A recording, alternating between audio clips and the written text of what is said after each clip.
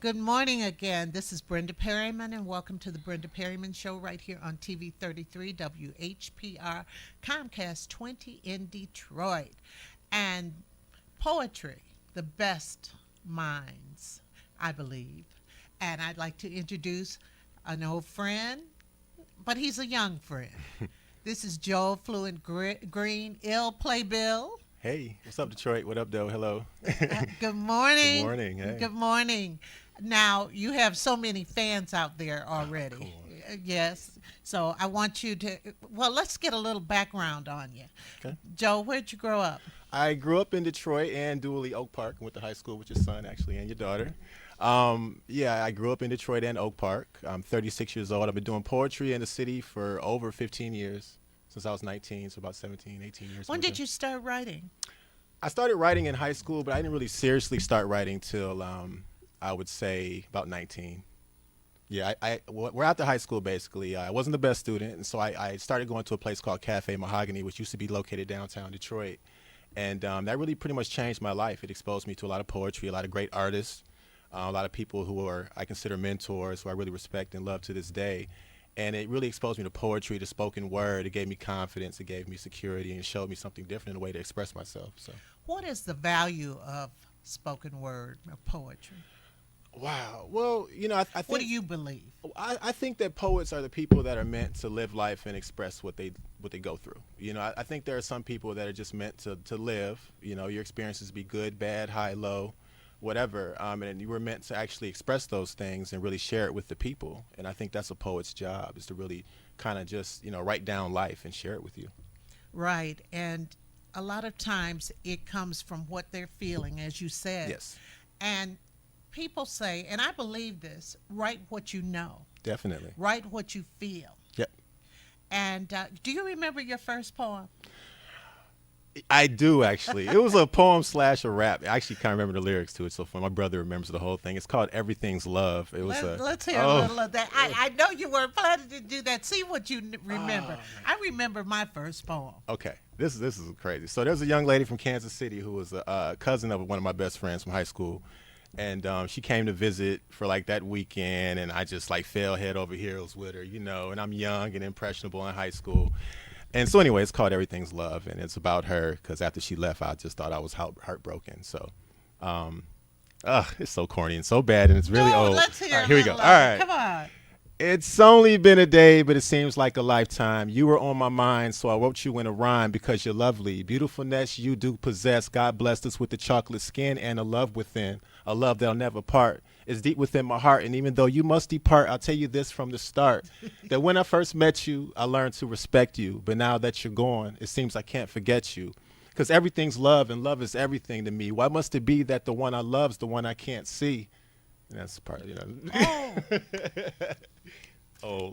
Okay. Yeah. I mean, for a first poem, mine was, my goodness, don't look at me with them their eyes. Are they full of truths or full of lies? I'm melting dead away. Should I nail myself to the floor to make sure that I stay? God, I wish you'd Woo. go away. I mean, that's just. How old are you? I like that. That was the first poem, and I didn't know. I was sitting in a classroom waiting for my students to finish the work, and I just started writing about an experience I had. Wow. And that was my first piece. So we get all rhymey with our first pieces. Yeah, but, definitely. Yeah. But we're feeling something, and Yeah. we could tell your broken heart from that. Yeah, well, it wasn't really so much broken. I think it was just that she was there for such a short period of time. I got to know her over a period of 2 days, and then she left. And so it was like, wow, And so after that, it was just, this is back in the day, so it was talking on the phone, sending letters and stuff like that.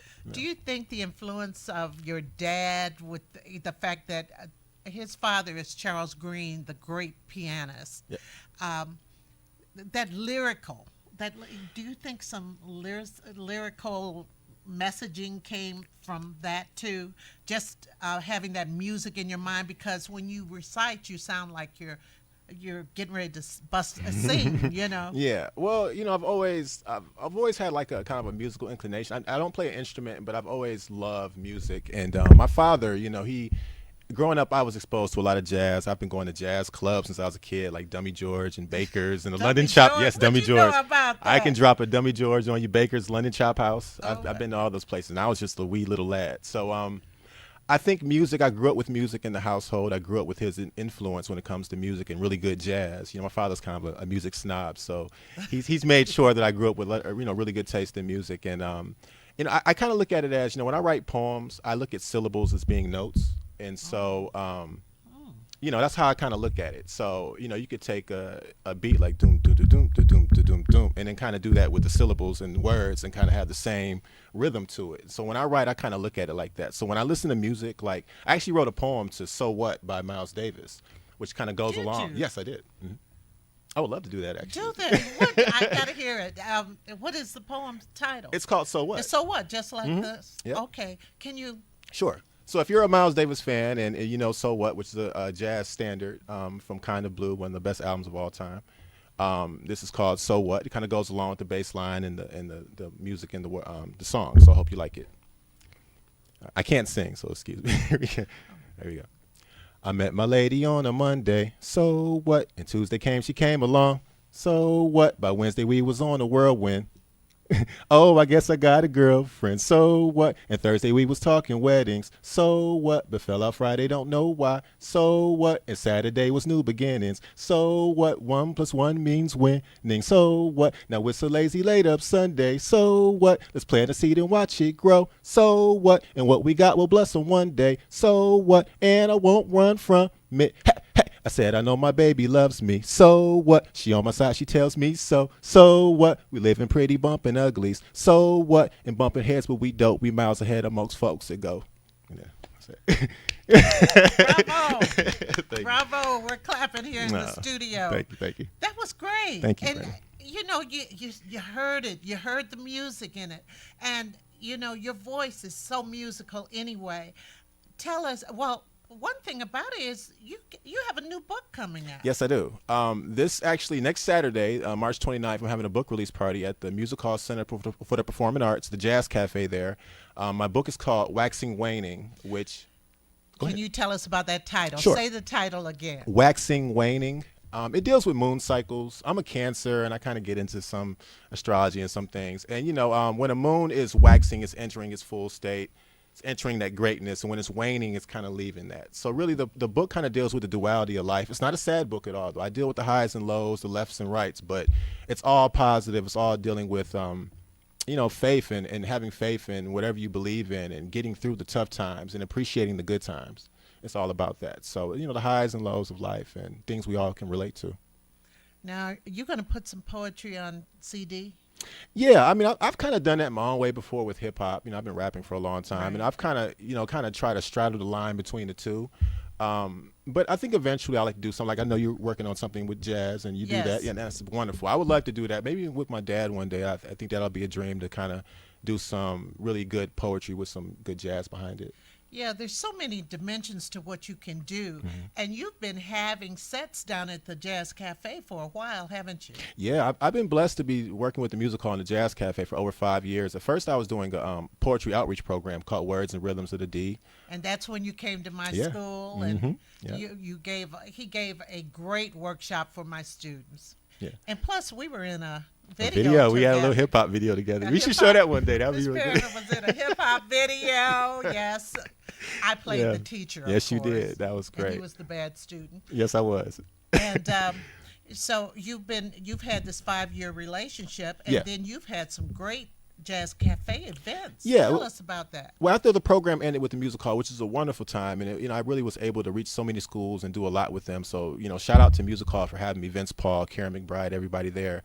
But after that, I just continued my relationship with the Music Hall by doing events in the Jazz Cafe. And so, like, once a month, I would do a big event. I had a show called A Man Can Change. I know you had me last year on your show. I had you call in. Call in yes. when Kari was here, yeah. And so, A Man Can Change basically was going on for 2 years. Which Why is, did you? I'm going to ask you Go now. ahead. Why did you choose that title?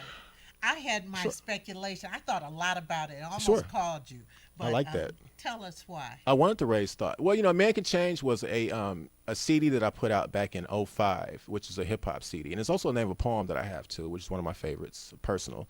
But basically, a man can change. Just it says that no matter what's going on, you can be better, you can be different. If you make a decision to be a better person the next day, you wake up the next day, you can do it. As long as you have breath and as long as you're here and you have the opportunity to be a better person, you can do that. And so A Man Can Change is just me saying, hey, no matter what you've been through, no matter what kind of person you are, no matter what your past is, you can be better than that. It's kind of like a positive affirmation for us men.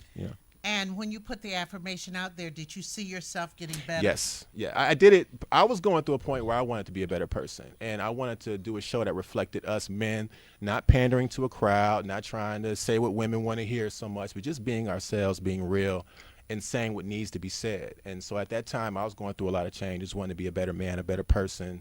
I developed Playbill, which is my poetry, hip-hop, theater / whatever, entertainment, whatever, where I just do my shows under that umbrella. So I really started to brand myself as a person, treat myself better as a human, and really just get out there and get my words out there and take myself seriously as an artist. And once I started to do that, I saw everything just start to blossom, right? Blossom, yeah. It's really been amazing these past 2 years. Now, can you do another piece for us? Sure, I can. Okay. I'm going to do one that's, it's untitled. It's for Detroit. This is one of my favorite things to ever do. And since I'm here at TV 33 in HP, I'm going to do something for Detroiters, Highland Parkers, and everybody around this area. And this is for us. And this is the poem I want to leave on this earth. I love this poem. This is one of my favorites, and it's old, and it's untitled, and I hope you like it. I love my city, y'all. It's got big houses. It's got small houses. It's got pretty lawns. It's got some not so pretty lawns. It's got a corner store. It's got a corner church where them bright suits pray until their knees hurt. That view from Belle Isle, just go right until you see that long bridge frown. And at the right time, you might see the sunlight smile on the Detroit River. I'm a Detroit sinner. God save us all. I'm so afraid I'll fall. These brothers can't resolve without letting off. It's Detroit versus the devil. Detroit, stand up. Black love in the hour of what word? I love my city, though. It's so beautiful. If you ain't from here, then you should come here. And if you're from here, then you should love here. We share blood here. I love my city, y'all.